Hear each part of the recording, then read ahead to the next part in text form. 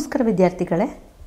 10ನೇ ತರಗತಿ ಪದ್ಯ ಹಸಿರು ಕುವೆಂಪು ಅವರು ರಚಿಸಿರುವಂತಹದ್ದು. ಈ ಒಂದು ಪದ್ಯದ ಅಭ್ಯಾಸ ಭಾಗದಲ್ಲಿ ಬರುವಂತಹ ಎಲ್ಲ ಪ್ರಶ್ನೋತ್ತರಗಳನ್ನು ಈ ಒಂದು ವಿಡಿಯೋದಲ್ಲಿ ನೋಡ್ತಾ ಹೋಗೋಣ. ಮೊದಲನೇದಾಗಿ ಕೊಟ್ಟಿರುವಂತಹ ಪ್ರಶ್ನೆಗಳಿಗೆ ಒಂದು ವಾಕ್ಯದಲ್ಲಿ ಉತ್ತರಿಸಿ ಇದೆ ಅಂತ ಇದೆ. ಆಶ್ವಯುಜದ ಭತ್ತದ ಗದ್ದೆಯ ಬಣ್ಣ ಯಾವ ಹಸುರಿನಂತಿದೆ ಅನ್ನುವಂಥದ್ದು ಉತ್ತರ. ಅಶ್ವಯುಜದ ಭತ್ತದ ಗದ್ದೆಯ ಬಣ್ಣ ಗಿಳಿಯ ಹಸುರಿನಂತಿದೆ. ಕವಿಯು ನೋಡಿದ ಅಡಕೆಯ ತೋಟ ಎಲ್ಲಿದೆ? ಉತ್ತರ. ಕವಿಯು ನೋಡಿದ ಅಡಕೆಯ ತೋಟ ವನದಂಚಿನಲ್ಲಿದೆ. ಹಸಿರು ಎಂಬುದು ಯಾವುದನ್ನು ಕಂಡು ಪ್ರೇರಿತವಾದಂತಹ ಕವನವಾಗಿದೆ? ಉತ್ತರ. ಹಸಿರು ಕವನವು ಅಶ್ವಯುಜ ಮಾಸದ ನವರಾತ್ರಿಯಲ್ಲಿ ಪ್ರಕೃತಿಯ ಹಚ್ಚ ಹಸುರನ್ನು ಕಂಡು ಪ್ರೇರಿತವಾದಂತಹ ಕವನವಾಗಿದೆ. ಕವಿಗೆ ಹುಲ್ಲಿನ ಹಾಸು ಯಾವ ರೀತಿ ಕಂಡಿದೆ? ಉತ್ತರ.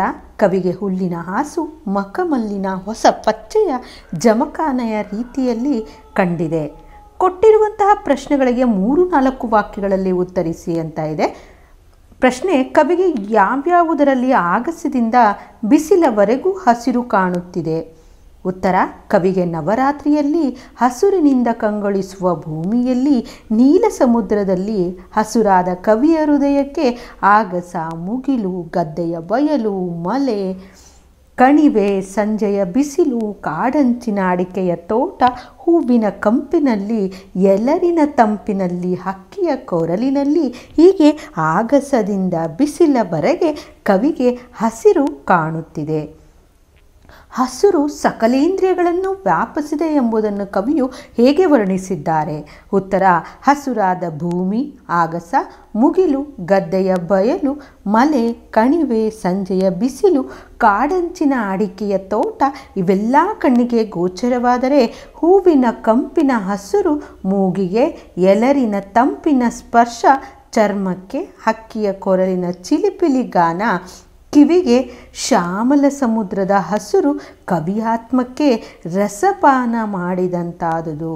ನಾಲಗೆಗೆ ಹೀಗೆ ಪ್ರಕೃತಿಯ ಹಸಿರು ಸಕಲ ಇಂದ್ರಿಯಗಳನ್ನು ವ್ಯಾಪಿಸಿದೆ ಎಂಬುದನ್ನು ಕವಿ ಕುವೆಂಪು ಅವರು ಅಭೂತಪೂರ್ಣವಾಗಿ ವರ್ಣಿಸಿದ್ದಾರೆ.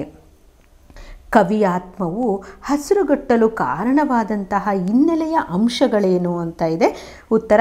ಕವಿಯಾತ್ಮವು ಹಸಿರುಗಟ್ಟಲು ಆಶ್ವಯುಜ ಮಾಸದ ನವರಾತ್ರಿಯಲ್ಲಿ ವಿಶಾಲವಾದ ಶ್ಯಾಮಲ ಕಳಲು, ಹಸುರಾಗಸ, ಹಸಿರು ಮುಗಿಲು, ಹಸಿರು ಗದ್ದೆಯ ಬಯಲು, ಹಸುರಿನ ಮಲೆ, ಹಸುರು ಕಣಿವೆ, ಸಂಜೆಯ ಬಿಸಿಲು, ಅಶ್ವಜದ ಶಾಲಿವನದ ಗಿಳಿಯ ಹಸುರು, ಬಣ್ಣದ ನೋಟ, ಕಾಡಂಚಿನಲ್ಲಿ ಫಲಭರಿತ ಅಡಿಕೆಯ ತೋಟ, ಹುಲ್ಲಿನ ಮಖಮಲ್ಲಿನ ಹೊಸ ಪಚ್ಚೆಯ ಜಮಖಾನೆ ಪಸರಿಸಿದಂತೆ ಭೂಮಿಯು ಹಸುರುಟ್ಟಿದ್ದು, ಹೊಸ ಹೂವಿನ ಕಂಪು, ತಂಗಾಳಿಯ ತಂಪು, ಹಕ್ಕಿಯ ಇಂಪಾದ ಗಾನ, ಎತ್ತೆತ್ತ ನೋಡಿದರೂ ಹಸಿರು ಹಸಿರು ಹಸಿರು.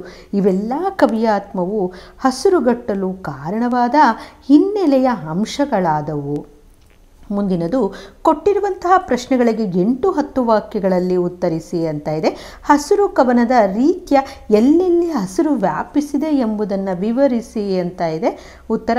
ಹಸಿರು ಕವನವು ಅಶ್ವಯುಜ ಮಾಸದ ನವರಾತ್ರಿಯಲ್ಲಿ ಪ್ರಕೃತಿ ಹೆಪ್ಪುಗಟ್ಟಿದ ಹಚ್ಚ ಹಸುರನ್ನು ಕಂಡು ಪ್ರೇರಿತವಾದಂತಹ ಕವನವಾಗಿದೆ. ಇದು ಕುವೆಂಪು ಅವರ ಸ್ಥಳವಾದ ಮಲೆನಾಡಿನ ಕುಪ್ಪಳ್ಳಿಯ ಕವಿಶೈಲದಲ್ಲಿ ಅವರಿಗುಂಟಾದಂತಹ ಸೌಂದರ್ಯಾನುಭವ, ಪ್ರಕೃತಿ, ಅಲ್ಲಿಯ ಹಸಿರುಗಳೊಂದಿಗೆ ಕುವೆಂಪು ಹೊಂದಿದ್ದಂತಹ ಸಮೀಪದ ಸಂಬಂಧವನ್ನು ತೋರಿಸುತ್ತದೆ. ವಿಶಾಲವಾದ ಕವಿಯಾತ್ಮವು ಹಸಿರುಗಟ್ಟಲು ಅಶ್ವಯುಜ ಮಾಸದ ನವರಾತ್ರಿಯ ದಿನದಲ್ಲಿ ಹೊಸ ಚಿಗುರಿನಿಂದ ಕೂಡಿದಂತಹ ಭೂಮಿಯಲ್ಲಿ ಕಡಲು ಹಸುರಾಗಿರುವುದನ್ನು ನೋಡಿ ಕವಿಯ ಆತ್ಮವನ್ನು ರಸಪಾನದಲ್ಲಿ ಮಿಂದಿತು. ಆಗಸದಲ್ಲಿ, ಮುಗಿಲಿನಲ್ಲಿ, ಗದ್ದೆಯ ಬಯಲಿನಲ್ಲಿ, ಬೆಟ್ಟಗುಡ್ಡಗಳಲ್ಲಿ, ಕಣಿವೆಯಲ್ಲಿ, ಸಂಜೆಯ ಬಿಸಿಲಿನಲ್ಲಿ ಹಸಿರು ಹರಡಿತು. ಹಾಗೆಯೇ ಆಶ್ವಯುಜ ಮಾಸದಲ್ಲಿ ಭತ್ತದ ಗದ್ದೆಗೆ ಮುತ್ತುವ ಗಿಳಿಗಳ ಹಸಿರು ಬಣ್ಣದ ನೋಟ, ಅದರ ಪಕ್ಕದಲ್ಲೇ ಕಾಡಂಚಿನ ಫಲಭರಿತ ಅಡಿಕೆಯ ತೋಟ, ಹುಲ್ಲಿನ ಮಖಮಲ್ಲಿನ ಹೊಸ ಪಚ್ಚೆಯ ಜಮಖಾನೆ ಹರಡಿದಂತೆ ಭೂಮಿಯು ಹಸುರಿನಿಂದ ಮೈ ಮುಚ್ಚಿರಲು ಕವಿಗೆ ಬೇರೆ ಬಣ್ಣಗಳೇ ಕಾಣದಾದವು. ಹೊಸ ಹೂವಿನ ಕಂಪು, ತಂಗಾಳಿಯ ತಂಪು, ಹಕ್ಕಿಯ ಇಂಪಾದ ಗಾನ, ಅತ್ತ ಇತ್ತ ಎತ್ತ ನೋಡಿದರೂ ಹಸುರು ಹಸುರು. ಇದನ್ನು ನೋಡಿದ ಕವಿಯ ಆತ್ಮವು ಹಸುರುಗಟ್ಟಿತು, ಕವಿಯ ದೇಹದಲ್ಲೂ ಹಸಿರು ರಕ್ತವೇ ಹರಿದಾಡಿತು ಎಂದು ಹಸುರು ವ್ಯಾಪಿಸಿದ ಬಗೆಯನ್ನು ಕವಿ ವರ್ಣಿಸಿದ್ದಾರೆ.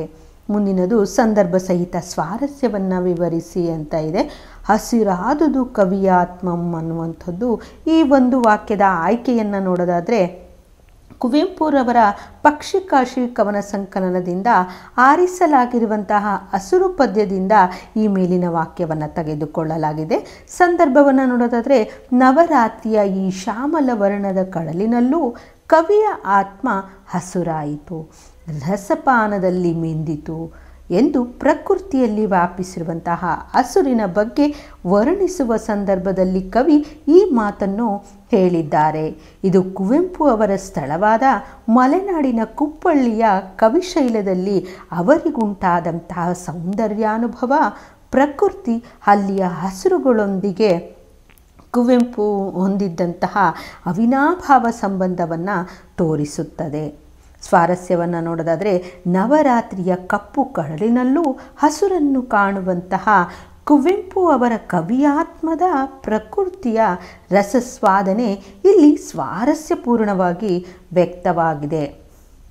ಬೇರೆ ಬಣ್ಣವನೇ ಕಾಣೆ ಅನ್ನುವಂಥದ್ದು ಈ ಒಂದು ವಾಕ್ಯದ ಸಂದರ್ಭವನ್ನು ನೋಡೋದಾದರೆ, ಆಶ್ವೀಜ ಮಾಸದಲ್ಲಿ ಭತ್ತದ ಗದ್ದೆಗೆ ಮುತ್ತುವಂತಹ ಗಿಳಿಗಳ ಹಸುರು ಬಣ್ಣದ ನೋಟ, ಅದರ ಪಕ್ಕದಲ್ಲೇ ಕಾಡಂಚಿನಲ್ಲಿ ಫಲಭರಿತ ಅಡಿಕೆಯ ತೋಟ, ಹುಲ್ಲಿನ ಮಖಮಲ್ಲಿನ ಹೊಸ ಪಚ್ಚೆಯ ಜಮಖಾನೆ ಹರಡಿದಂತೆ ಭೂಮಿಯು ಹಸುರಿನಿಂದ ಮೈ ಮುಚ್ಚಿರುವಂತಹ ಬಗೆಯನ್ನು ವರ್ಣಿಸುವ ಸಂದರ್ಭದಲ್ಲಿ ಕವಿ ಈ ಮಾತನ್ನು ಹೇಳಿದ್ದಾರೆ. ಸ್ವಾರಸ್ಯವನ್ನು ನೋಡೋದಾದರೆ, ಭೂಮಿಯ ಮೇಲೆ ಎಲ್ಲೆಂದರಲ್ಲಿ ವಿವಿಧ ರೂಪದಲ್ಲಿ ಹಸುರು ಪಸರಿಸಿರುವುದನ್ನು ನೋಡಿ ರಸಾನಂದ ಹೊಂದಿದಂತಹ ಕವಿ ಬೇರೆ ಬಣ್ಣಗಳೇ ಕಾಣದಾದವು ಎಂದು ಹೇಳಿರುವಲ್ಲಿ ಅವರ ರಸಸ್ವಾದನೆಯ ಔಚಿತ್ಯವನ್ನು ಸ್ವಾರಸ್ಯಪೂರ್ಣವಾಗಿ ಅಭಿವ್ಯಕ್ತಪಡಿಸಿರುವಂಥದ್ದನ್ನು ಕಾಣಬಹುದಾಗಿದೆ. ಹಸುರು, ಹಸುರೆಳೆಯುಸಿರು ಅನ್ನುವಂಥದ್ದು ಈ ಒಂದು ವಾಕ್ಯದ ಸಂದರ್ಭವನ್ನು ನೋಡೋದಾದರೆ, ಹೊಸ ಹೂವಿನ ಕಂಪು, ಬೀಸುವ ಗಾಳಿಯ ತಂಪು, ಹಕ್ಕಿಯ ಕೊರಲಿನಿಂದ ಹೊರಟ ಗಾನದ ಇಂಪು, ಅಲ್ಲದೆ ಇಡೀ ಭೂಮಿಯ ಶ್ವಾಸವೆಲ್ಲ ಹಸುರುಮಯವಾಗಿದೆ ಎಂದು ವರ್ಣಿಸುವಂತಹ ಸಂದರ್ಭದಲ್ಲಿ ಕವಿ ಈ ಮಾತನ್ನು ಹೇಳಿದ್ದಾರೆ. ಇಲ್ಲಿ ಹೂವು, ಗಾಳಿ, ಹಕ್ಕಿಯ ಗಾನಗಳಲ್ಲಿ ಬೇರೆ ಬೇರೆ ಅನುಭವವಿದ್ದರೂ ಕವಿಯ ಏಕತಾ ದೃಷ್ಟಿಯಲ್ಲಿ ಎಲ್ಲದರಲ್ಲೂ ಹಸುರೇ ಕಾಣುತ್ತಿದೆ. ಸ್ವಾರಸ್ಯವನ್ನು ನೋಡೋದಾದರೆ, ಹಸಿರು ಸರ್ವೇಂದ್ರಿಯಗಳನ್ನೂ ವ್ಯಾಪಿಸಿದೆ ಎಂದು ವರ್ಣಿಸಿರುವ ಕವಿಯ ಕಲ್ಪನೆ ಇಲ್ಲಿ ಸ್ವಾರಸ್ಯಪೂರ್ಣವಾಗಿ ಮೂಡಿಬಂದಿದೆ. ಮುಂದಿನದು ಹಸುರತ್ತಲ್, ಹಸುರಿತ್ತಲ್, ಹಸುರೆತ್ತಲ್. ಈ ಒಂದು ವಾಕ್ಯದ ಸಂದರ್ಭವನ್ನು ನೋಡೋದಾದರೆ, ಅತ್ತ ಇತ್ತ ಎತ್ತಲೂ ಹಸುರು ಆವರಿಸಿರುವುದನ್ನು ಕವಿಯ ದೃಷ್ಟಿಯಿಂದ ನೋಡಿದಂತಹ ಕುವೆಂಪು ಅವರು ಕಡಲಿನಲ್ಲಿ ಎಲ್ಲೆಲ್ಲೂ ಹಸುರೇ ಹಸುರು, ಕವಿಯ ಆತ್ಮ ಹಸುರು ನೆತ್ತರಿನಿಂದ ಹಸುರುಗಟ್ಟಿತು ಎಂದು ವರ್ಣಿಸುವಂತಹ ಸಂದರ್ಭದಲ್ಲಿ ಈ ಮಾತನ್ನು ಹೇಳಿದ್ದಾರೆ. ಎಲ್ಲೆಲ್ಲೂ ಹಸುರನ್ನು ಕಂಡು ಕವಿ ಆತ್ಮವು ಹಸುರುಗಟ್ಟಿತಲ್ಲದೆ ಅವರ ದೇಹದಲ್ಲಿನ ರಕ್ತವು ಹಸುರೇ ಎಂದು ವರ್ಣಿಸಿದ್ದಾರೆ. ಸ್ವಾರಸ್ಯವನ್ನು ನೋಡೋದಾದರೆ, ಹಸುರು ಕೇವಲ ಸಸ್ಯವರ್ಗಕ್ಕೆ ಮಾತ್ರ ಸೀಮಿತವಲ್ಲ, ಇಡೀ ಪ್ರಕೃತಿಯ ಚೈತನ್ಯಕ್ಕೆ ಅದೇ ಕಾರಣ. ಪ್ರಕೃತಿಗಷ್ಟೇ ಅಲ್ಲದೆ ರಕ್ತದಲ್ಲೂ ಹಸಿರು ವ್ಯಾಪಿಸಿದೆ ಎಂದು ಸ್ವಾರಸ್ಯಪೂರ್ಣವಾಗಿ ಹೇಳಿರುವಂತಹದ್ದು ಈ ಒಂದು ವಾಕ್ಯದ ಸ್ವಾರಸ್ಯವಾಗಿದೆ. ಇಷ್ಟು ಹಸುರು ಪದ್ಯದ ಅಭ್ಯಾಸ ಭಾಗದಲ್ಲಿ ಬರುವಂತಹ ಸಂಪೂರ್ಣವಾದಂತಹ ಪ್ರಶ್ನೋತ್ತರಗಳಾಗಿತ್ತು. ಧನ್ಯವಾದಗಳು.